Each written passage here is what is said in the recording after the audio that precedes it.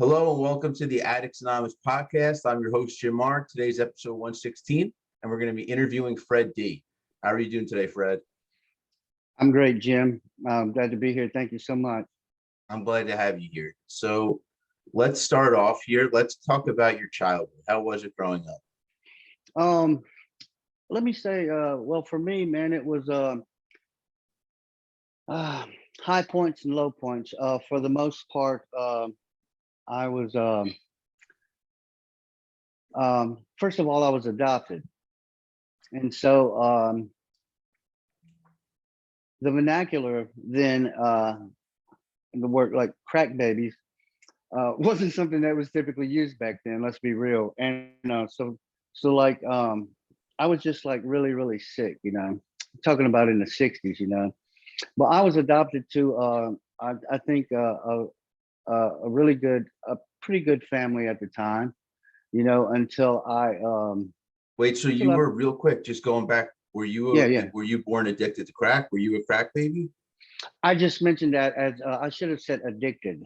Okay. Uh, I think it was undiagnosed and it just wasn't a thing then. I don't know. I'm So your sure it was mother a was using crack when she was pregnant with you. biologically mother, either or some substance, because I at some point I began to believe there is somewhat of an X factor gene, and so I don't know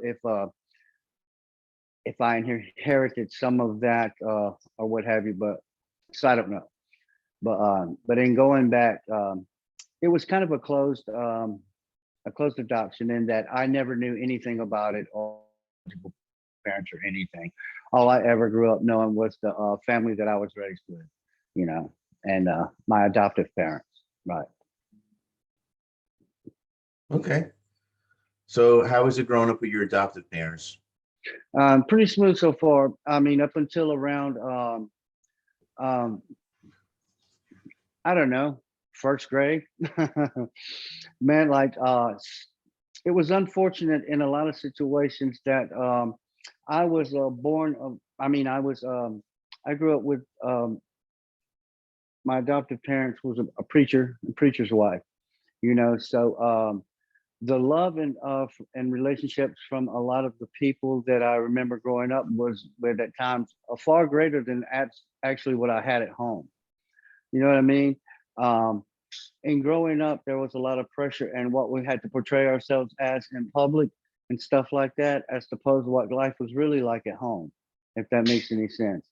And I remember coming up, it was quite, I'm gonna just say, abusive in that old fashioned, in that, punishments and, different things, be it physically, mentally, all that stuff, man, was far greater than it needed to be. So it was tough for me to try to keep a smile on my face and be that shining star that everybody had hoped I would be, and to at some point one day supersede my father and become a preacher and all of these things. You know what I mean? So for me, it was kind of difficult in that way coming up. So I started having problems in school, um, and not sure exactly what was going. I was just different at the time, and I'm thinking these days. Fortunately enough, for a lot of kids, they have there's therapy and it. Those, let me just jump back. Those things were kind of ignored, or at least I didn't know any friends that were getting therapy. Or I was just kind of a bad kid. I was just uh, not real. I was loving. I didn't even really realize why I was acting out. Way back then, and nothing spectacular at all. But the just I grew up as a child being talked at and never talked to. Really, and so man, I quite naturally I didn't have a program in my youth, and I didn't know, and I absolutely didn't know where to go or what to do about it, or even that I had an issue. I just thought that maybe I was just different. I absolutely did realize at a younger age, though, I was different than my mother and father. And by natural childbirth, my adoptive mother ended up having, they were unable to have children. So that's where I came along. So finally they did it, but I could tell there was a difference. I didn't know what, but there was absolutely a difference from in the three of them, compared to how I felt about things, kind of the way I saw things and the way I reacted to things. You know what I mean? And so it was kind of different. I just thought it was the norm, really, though, and that was being in church and different functions, this and that, and pardon me. We traveled a lot too, with my father preaching in various places, and you know, I think ideally they absolutely wanted the best for me coming up, and I get that, but in which way to help me other than um, just being chastised or told that you're going to be a failure. All these things, because I had some problems, and there may have been some attention deficit issues or with a touch of this and that, and just undiagnosed most of my life. Yeah. Uh, so it was traumatic, man. I really held on to a lot of animosity and resentment that I didn't really realize. That was majority of the cause in which I elected to do other things. But man, what a trip! I don't know. It's so there was so much going on. I, it was, I couldn't think of how. I mean, we wouldn't have enough time for me to just tell you Yeah, all no, about keep that going. stuff. Give us the highlights. You got plenty of time. Trust me on that. But so like wow, what a trip. So okay, I wanted my folks wanted me to be a musician. So I trained classically for about 10 years on the piano, and um, I played horns at school and in bands and stuff like that. All these things I did, I didn't have I really didn't have a choice. I didn't have a choice. So every single thing that was required of me as a youth, when I became of age and or about the time I started using drugs and alcohol, I absolutely quit and said I'd never do it again. And I would, by all means, from that point on, do it my way. And that was going to be every single thing that I was never allowed to do, you know. And a lot of it, I really did it out of spite, man. Too. It was like, uh, anyway. As I moved on through school, and I don't know, maybe around the age of 14, man, is when that's when I first used drugs and alcohol. I grew up in another state, but we traveled. That was another thing. Let me jump back just a second. In traveling with the company that my mother was a superintendent for, about every 2.5 years, we moved from the time I can, as far back as I can remember, up until I don't know, adolescence and all that. But like, so it was always getting familiar with a school, having friends, going through all the stuff I was going through, changing. Now we're moving here. We're going to Virginia, South Carolina, Georgia, wherever. And in these places, my father would start churches and ministries and stuff like that. And as opposed to whatever else they were doing at the time. But the traveling around and having to say goodbye and all these things, man, just piled on me. Like, I won't ever see this person again. Yeah, telling my friends, pets, all that goodbye. All these quirky little things tend to add up and made a difference to why at age 14, I came to, I live in New Orleans now. And when I came here um, in 84, they had the World's Fair here. And my mother's company was building a portion of that. And so, or a company she was affiliated with anyway. And they decided to call this home. And my father had been quoted in the Times Picayune here as saying it was one of the closest places to hell, and he figured they needed another preacher. Okay, so that was pretty cool, But it was then, man. I was in a new neighborhood, and I kind of ran into some other older cats riding their bikes here and there.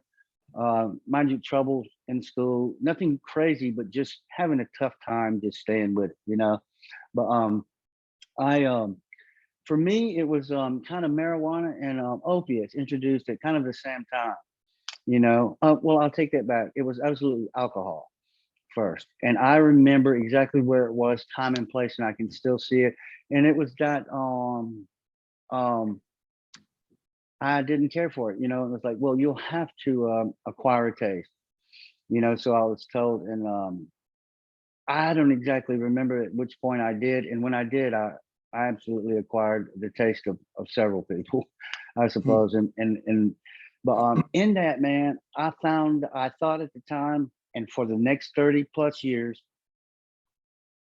maybe 30, yeah, plus years, I found out how to fit in, and so I thought, and that was through humor and violence. And there was something about it. I thought I was really, really popular, but more looking back, it probably just a spectacle. And because I was the guy that would, the little frail guy that would, fight anybody, jump off the highest, whatever, climb over I appeared to be, I was probably the most scared person, in the crowd, but I always wanted to be the craziest. So out of fear, I pretended to be the most courageous. You know what I mean? And What kind of heroic. violence would you get in trouble with? Man, I as far as getting caught, when I say violence, that was acting out and cutting up, and man, like the stuff I would do wherever we were fighting, a lot of fighting, a lot of hey, way back, man. Wow, it was my idea that the insanity part of it all. It was my idea that to keep the majority of the people around me in fear of me. I don't know why that made me feel um, like something, I know because the feeling. Yeah, I relate to that a lot. I was always the tough guy that everyone knew was tough. You don't mess with me. I was crazy. At the time, I was undiagnosed bipolar, so I was a little out of control. But I know the feeling of thinking that you kind of have to just be that person. You know what I mean? right, yeah. If there's a fight or something's going down, go get Fred, you know, Yeah.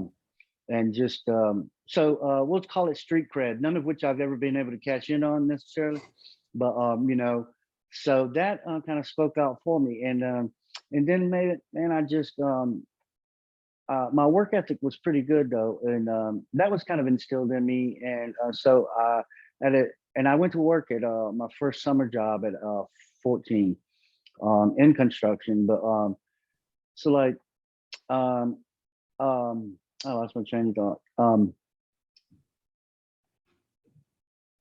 Also, uh, coming up through my teens and stuff like that, I still didn't think I had a problem. I don't think I had a problem really. It was all, I typically just place blame elsewhere. It's got to be this good. I never took really ownership of the fact that, I'm the problem and part of the, and most of the issue. Now, the addiction part of it and the drugs and alcohol and everything I was using to numb was just, kind of, as they say, symptomatic of what was really going on. You know, What was the first age you ever used anything? 14. Oh, that's right. You said that. Apologies. Yeah, 14, and it was kind of both. And so it took me a minute to acquire a taste for alcohol. However, absolutely loved and adored opiates from the get-go. Oh yeah, And I remember yeah, those two. right. Love at And first so, sight. yes, sir. And so, like, and looking back, man, like, that was kind of a thing for me. And because I made a little money, and I thought everything was okay. If I thought that, so I'm up in years a little bit now, and I'm thinking that it's not bothering anybody. You know, that's just kind of the way it was. I don't even think I thought about it bothering anybody. It was just I afforded my addiction. I was the guy. I call me when you get whatever. I want it all. You know what I mean? Um, as you know, that wasn't even enough, man. You know, and things went on and on and on. Oh man, um, uh, as far as street stuff, man, gunplay. I was drug fueled, alcohol fueled, um, blowed up pretty good on steroids, and carried a lot of guns. Straight Yeah, up. true. Quite the combination. Yes, sir. Yeah, and I've so and look, which would explain the reason having been committed 3 or 4 times, and psych wards, this and that, all kind of stuff, man. I just went through, still running though, man, and searching and not really knowing, and not really knowing what to do. It's just kind of how I was. There were different points in my life. I just didn't care anymore. I don't know that I was ever really suicidal as much as I was homicidal, if that makes sense. Like uh or either or. I just, you know, When you were using steroids, did you ever get roid rage? man, like everything else in life, yeah. I I started whatever it was I thought I wanted to attempt, and then maybe got educated on it. So yeah, after suffering, I don't know how long, side effects and the rages and stuff like that. I added that right on top of all of the man, all of the anger and stuff that was already in me. You know what I'm saying? So yeah, at some point I don't really remember. It was later, even into my 30s and 40s.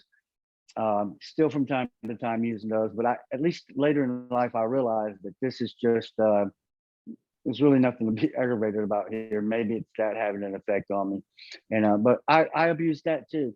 I got infatuated with not only using them, and it's not that I really wanted to look great, or that I was really that health conscious at the time. It was that I liked having them, and I liked the process, straight up, of having them, What do you mean the process? actually having them around, syringes, um, this, that, uh, even drawing it into, you know, the syringe, the whole thing, was like a session. Actually taking the shot was the disappointment at the end. You know what I mean? But everything into that would just kind of feed my brain, man. And that was with everything too. Take my time with it, this and that. Yeah, I was entertained by it, and there was something about it. And not only that, but like I said, with majority of the drugs that I had, that I've used, which are all, I think all of them by now, uh, but I I'm kind of jumping around here though, but I man, I saw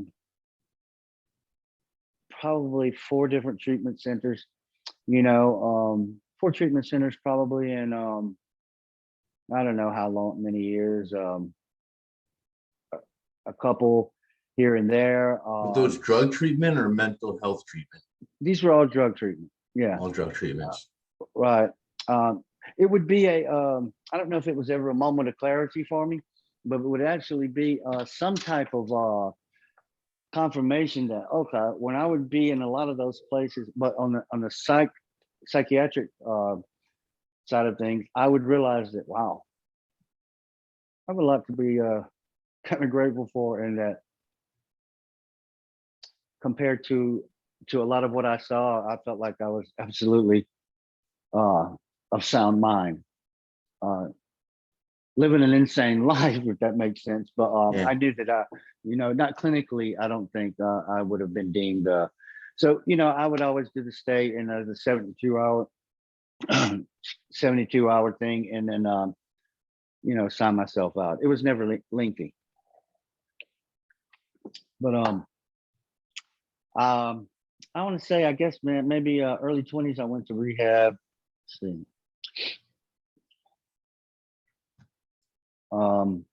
Maybe 23.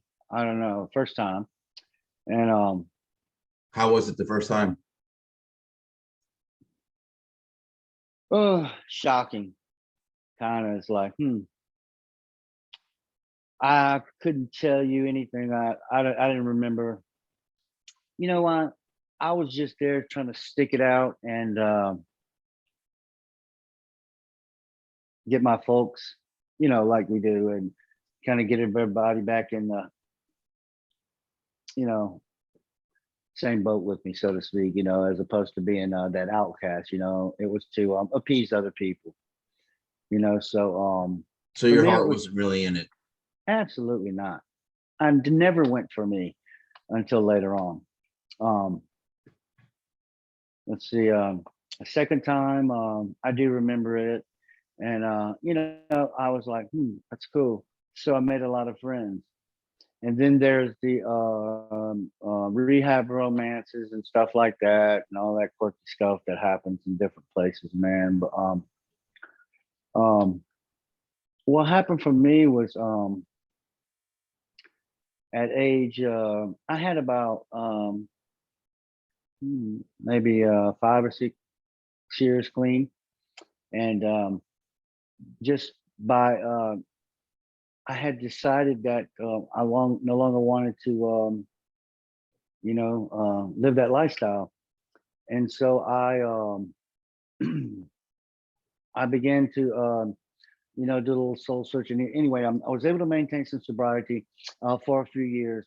Um, I'll jump back just real quick. The different places that I would work or kind of set myself up to be employed by were typically places where I would have access to a lot of people's personal belongings. You know what I mean? Uh, let's just say um, apartment complexes, stuff like that. So I always may not remember what I walked into the next room for, but I always remembered who went to the doctor when and stuff like that. So I always kept and stealing their stuff. That's what I'm talking about. Taking other people's meds, you know, and you know, and looking back, that's where a lot of the stuff that I found at home. I forgot to tell you that earlier, but yeah, a lot of it I found around the house. When I was younger. Anyway, moving forward, man, wow, what a trip. I feel like I'm leaving out of time, but anyway, I had some sobriety, man, and at age well, I had been to court, for DUIs, stuff like. In another state, I had numerous, um, and um, it's a trip how I had lived there most of my life. Uh, Moved. Let's see. I'm jumping around. Um,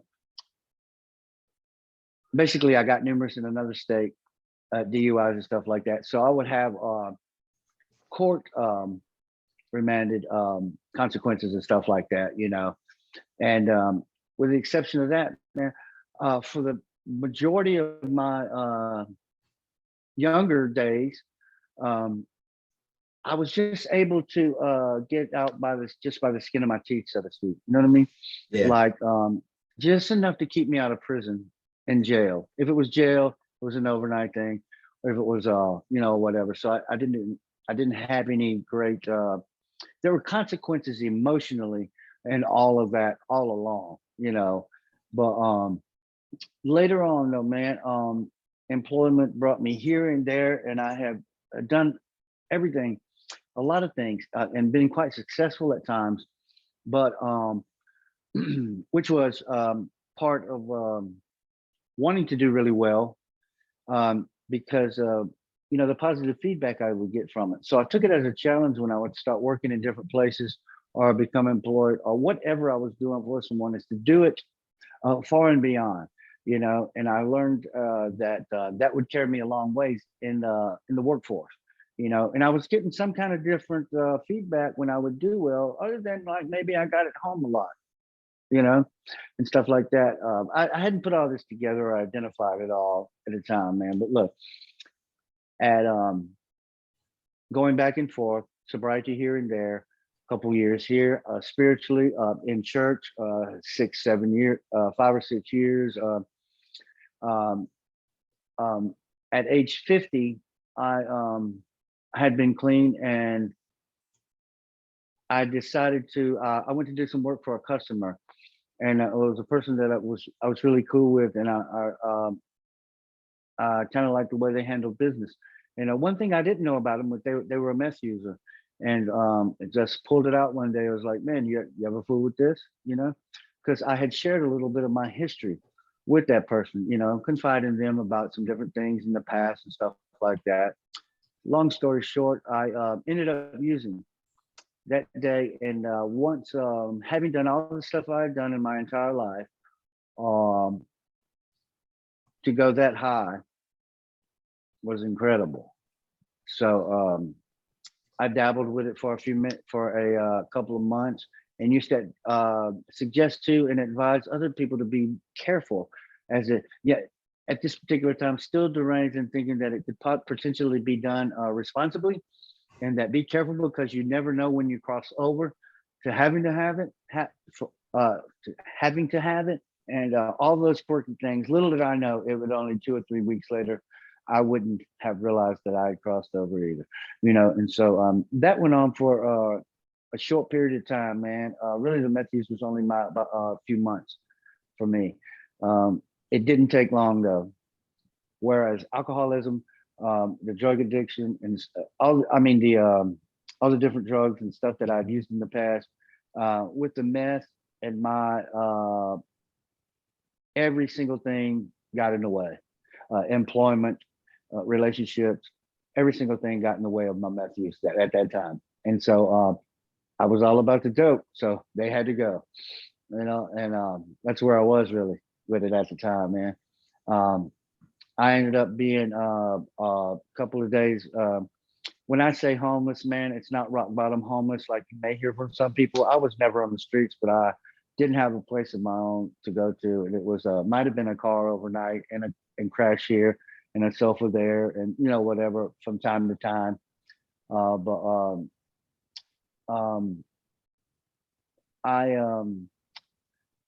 um, tried to kind of get on track with a few things, and um, I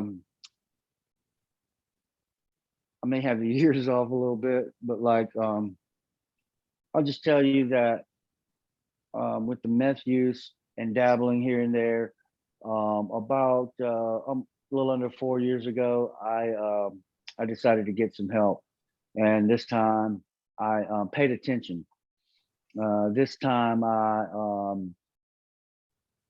really I really well I ended up in a situation where I didn't have anywhere else to go anyway. Let's get some help.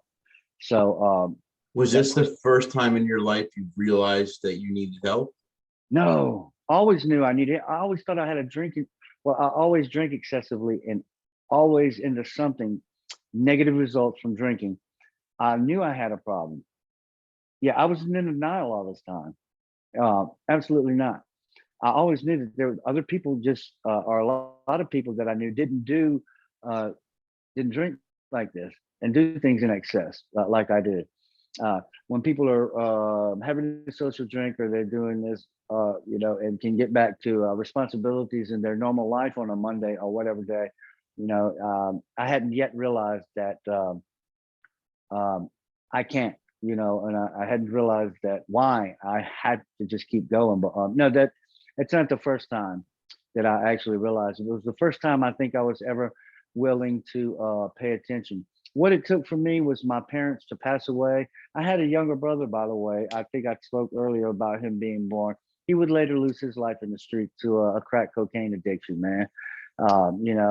And after being shot several different occasions, yeah, he finally lost his life. So, man, it was what a trip. Um, my parents, so you have to, you can think of it like So we have the preacher and his wife who are well connected on both sides of the law because successful people. My father brushed a lot of elbows with them. My parents had a lot of they managed a lot of real estate properties, and so my mom knew a lot of dope dealers personally, and she kept those relations because they could always tell her where they could find my brother, you know, where he was, want us to go get him, and everybody called her mama. Everybody was cool with mama. You know what I mean? And so it was like, and I guess I was trained younger, coming up just how to be a chameleon. You know, whatever I needed to be at that particular time and place, uh, in church, in the street, in the office, wherever it was at, I could do that. You know, and I kind of lost control eventually.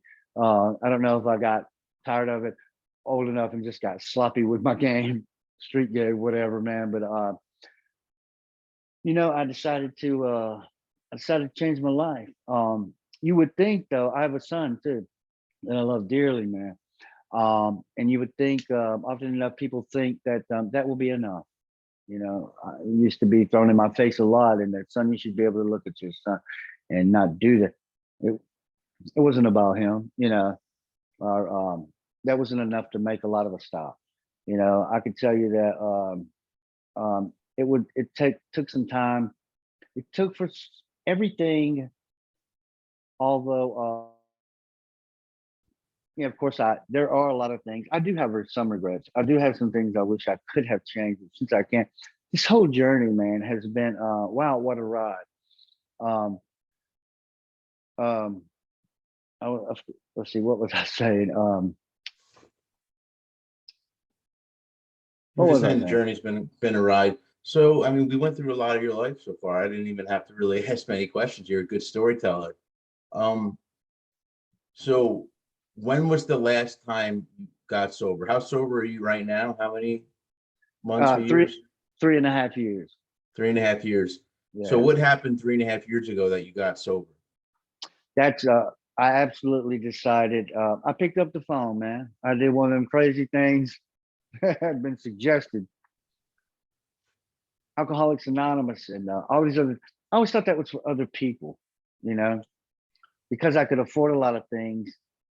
I wasn't wealthy by any means, but well, let me not get sidetracked.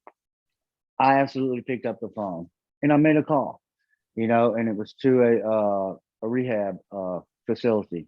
I happened to have a friend who was affiliated with it some kind of way, and so I went there. From the things I had learned, I had been in and out of the rooms over the years, but not even enough to really talk about and say that my life was applicable at the time to it. You know, absolutely not. It was for whatever reason, and that's why I was mentioning the courts earlier. You know, attending different meetings and stuff. There was it was required to get me another slap on the hand to move right along and continue doing whatever I wanted to do. But um, so this time, um, what was different about it was one of the court remanded things for me because I had committed a crime. I heard an alcoholic or a person in recovery say in the rooms one time. He was like, he said that when he was in his addiction, he laid a lot of eggs, and now that he's in sobriety, a lot of them have hatched and are coming back to eat him. You know what I mean? And so I totally get that, and that's how it's been for me the entire time I've been sober. For the most part, a lot of crazy things have come back. One of which was I got caught for finally caught up with me a burglary charge, which mandated that I go to what you call drug court. You probably heard of it. Yep. So 2 years of that, man. 2 years of drug court, and wow, as much as I hated it, all the UAs, man, what a nightmare at first. But I began to really apply myself in groups. Um, listen, yeah, I was right out of rehab when the burglary thing caught up with me. So it was right out of rehab, pretty much into into drug court, showing up there numerous times a week, taking drug screens, what have you. But man, I really connected with somebody, a psychotherapist, a psychotherapist. You know what I mean? Yep. That helped me get through a lot of the bullshit. And I heard a whole hell of a lot of things there that I never ever really understood and heard man in the rooms necessarily, because I always thought and that there was kind of one way you had to get it a certain way, and if you're not doing these certain things, often enough I felt like a failure for not doing them the way that some of the um, recovery based people do it or what have you. But um, and this is a cat who started out in the rooms as well, though, and would have, about 30, 40 years clean probably. But we shared kind of a common bond in some things that had happened to us since we had been in sobriety. Anyway, just kind of hit it off, and it was somebody that actually really heard me, kind of understood me, man. And I um, I was able to make some really great leaps, man, leaps and bounds, and realizing, wow, there really is something to this. Rugby really is about the way, it really is about developing a new way of thinking. So then I started, so I did a little reading here and that. So I just started really just applying all this stuff to my life. And I watched it change, to a point to where, wow, from employment to being responsible to, being, excuse me, kind and love, man, showing love. I just think that for me, it seems like I wish I had known long ago. Maybe I wasn't ready. I don't know, but like perhaps I could have gotten with the right therapist, or something that would have worked better for me. You know what I mean? Yeah. Anyway, I said all that to say it was a great thing. Looking back for it, it cost a lot of money, took up a lot of my time. What a beneficial part of my life. Uh, Not so much because I don't like rules. Um, Not so much did it change the way um,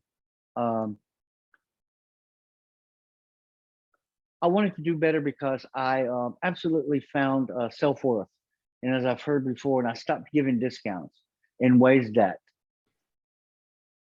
this person, and I also believe that we teach people how to respect us and treat us and stuff like all these things that I used to hear. Man, I would begin to understand. I started I became willing to understand. So wow, I just started applying a lot of this stuff to my life, and I found happiness. I found in me, you know. I realized that finally, trying to do so many things to become happy, I found happiness in just doing the next right thing. Um, and that wasn't making a ton of, I'll be honest with you, making a ton of meetings or doing this and that and trying to meet all of all kind of requirements. Um, I just look at it like, I think we all have to get it our own way, kind of. If we're somewhere along the line, we do have to take the suggestions, and I think we have to, at some point, if you do want to change, apply them. But I just do mine kind of a different way now. I just don't need, like I've heard, maybe somewhere before, I don't need all the pennies. I have 4 quarters now. We both have a dollar, but I just have 4 quarters, so I don't have to be all over the place doing this and that. But for the first year and a half, probably though, absolutely, man, I had to put the work in, and I get to a place where I was still searching though, and still finding myself. But through a great fellowship, I did, and and some good friends. and friends who learned how to talk to me and not at me, and um, if I didn't say before, when I finally learned how to talk about it, that's uh that's what that's kind of what started helped me open up to a lot of issues, and started changing my life because so much of my upbringing, um, it wasn't certain things you just didn't talk about. There wasn't anybody to talk to. Oh, you're just, oh, you're, whatever. Just, I went through entire many years of just never feeling like I was heard. But anyway, where I'm at today, man, is pretty smooth. It's one of the most beautiful places I could have been in my life. I absolutely uh, have a great relationship with my son. Um, I work for him now, and we travel through the week um, every single day. Um, we're besties, and it's everything that I ever. It's far greater than I could have ever imagined. Um, to be included in so much of his life now.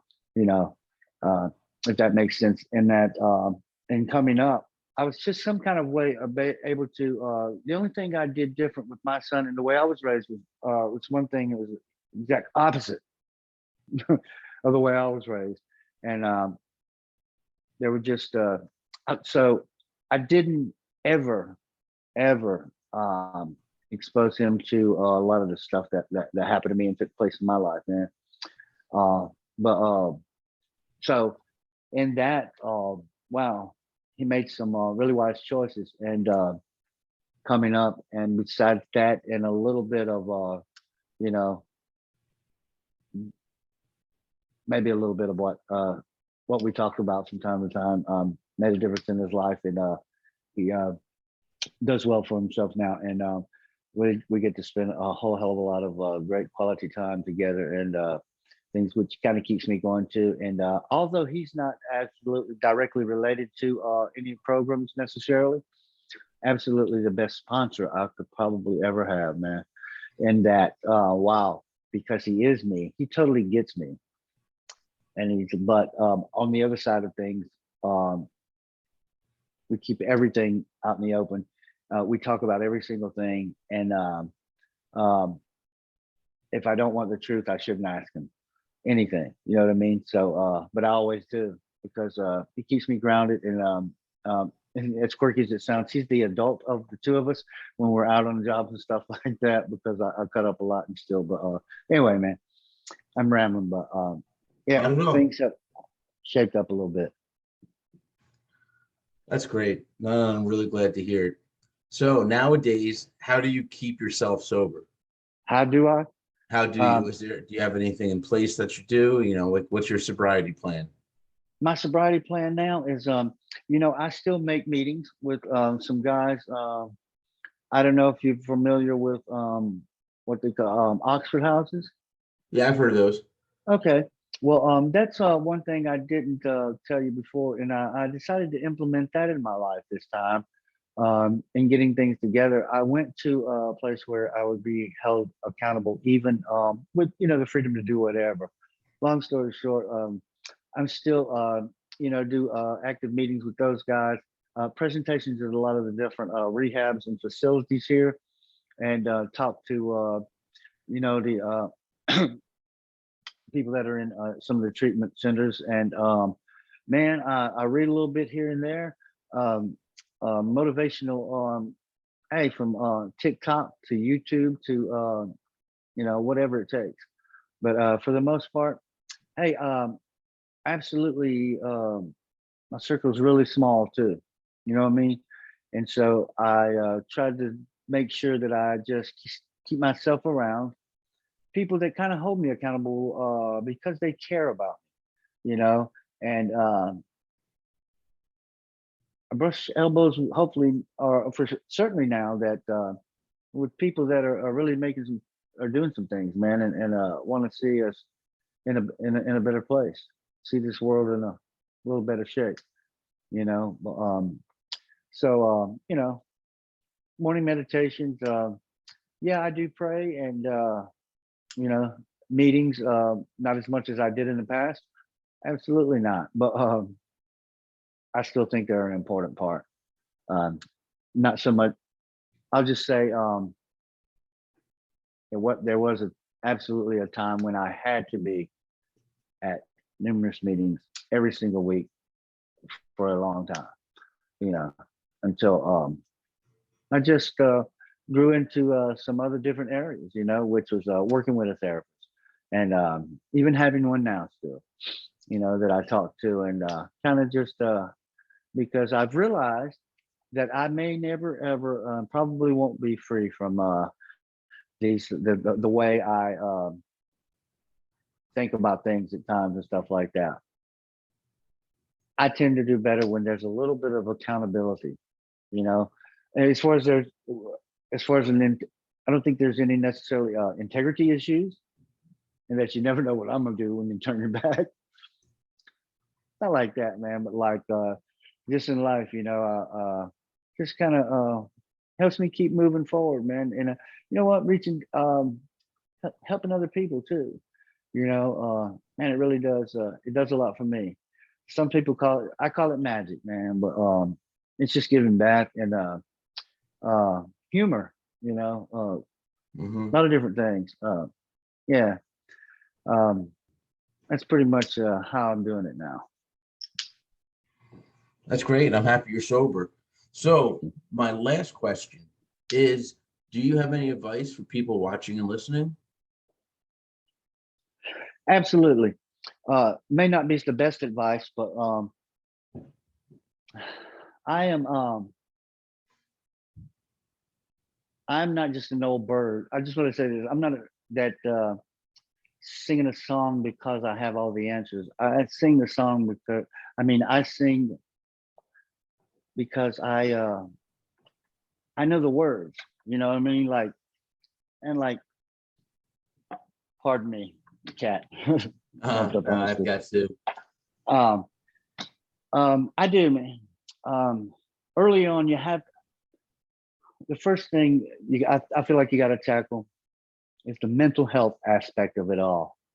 If you can find what makes you tick and what doesn't, what keeps you in the situation that you're in, what the reasons why you don't want to change, where the resentments come from, and stuff like that, you may save yourself a lot of time and effort at hundreds and hundreds of hours elsewhere, you know. But I think there are some wonderful stuff, 12-step programs out there. But I would say get involved at least in a support system that works for you. I absolutely believe it. There's no blanket recovery,